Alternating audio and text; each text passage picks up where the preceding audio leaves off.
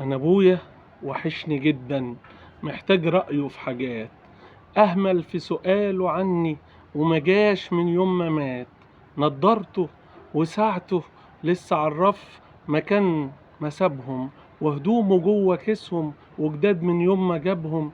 نفسي أتكلم معاه واحكيله على اللي تم، وهقوله مين في مرضه زاره ونقله دم، وهقوله إني آسف علشان خبيت عليه، واحلف له بإن نفسي لو يوم ألمس إيديه أعمل له شاي خفيف وأقسم وياه رغيف.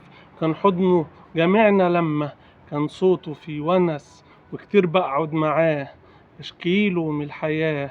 أنا عارف إنه سامع، متأكد إنه حس، ما هو برضه الموت لا يمكن يقتل في الناس شعورها.